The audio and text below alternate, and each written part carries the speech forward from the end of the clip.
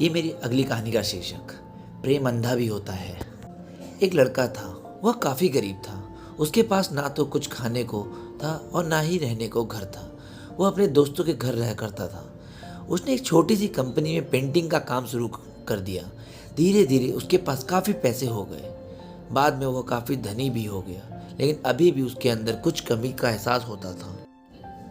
जब वो छोटा था तभी उसके माता पिता इस दुनिया से चले गए थे। उसने कभी प्रेम को नहीं जाना था।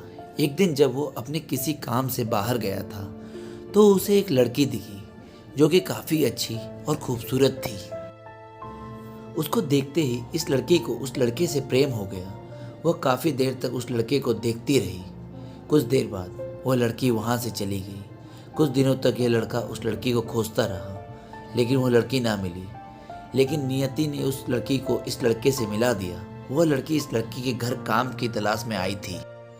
लड़के ने लड़की को तुरंत घर के काम के लिए रख लिया। जब वो लड़की इस लड़के से मिलने आई थी तो उस समय इस लड़के ने कुछ शब्द भी साफ से नहीं बोल पा रहा था, जिससे लड़की को लगा कि यह लड़का गूंगा है। लड़का भी जान गया था कि यह लड़की हमें गूंगा समझती है। इसके साथ ही साथ यह लड़की समझ गई थी कि यहाँ लड़का इस घर में नौकर है, ना कि मालिक है। अब जब भी लड़का उस लड़की के पास जाता तो गूंगा बन जाता है। धीरे धीरे वह लड़की इस लड़के पर काफ़ी रहम खाने लगी। अब उसे इस लड़के के लाचारी पर प्यार होने लगा। लेकिन फिर वह लड़की एक बात से डर कर पीछे हट जाती थी। इस लड़की के भी माता पिता बचपन में ही मर चुके थे। इस लड़की को इसके चाचा ने पाला था और वो चाहता था कि जब तक जिंदा रहे यह लड़की उसे खाने और पीने के पैसा दे। लड़की का प्रेम हद से भी बाहर जाने लगा। लड़के की एक खांसी पर भी वो लड़की दौड़े उस लड़के के पास पहुंच जाती थी। अब लड़का भी समझ गया कि इस लड़की को मुझसे प्रेम हो गया है। लड़का भी बहुत ज़्यादा उस लड़की से प्रेम करता था। उसने पहले लड़की के बारे में सब कुछ पता किया। जब उसे सब पता चल गया तो वो बहुत रोने लगा, क्योंकि उसने गूंगे होने का झूठ बोला था। अब वह दिनों रात रोने लगा।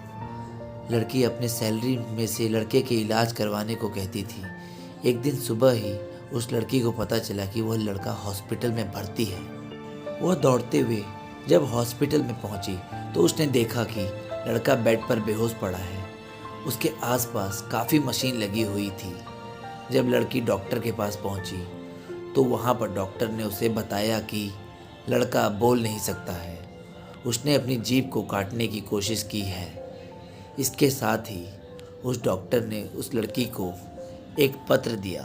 उस पत्र में लिखा था, मैं एक काफ़ी धनी लड़का हूँ। जिस घर में तुम काम करती हो उस घर का मालिक मैं ही हूँ। लेकिन इसके साथ ही मैंने तुमसे एक बहुत बड़ा झूठ बोला है कि मैं एक गूंगा हूँ।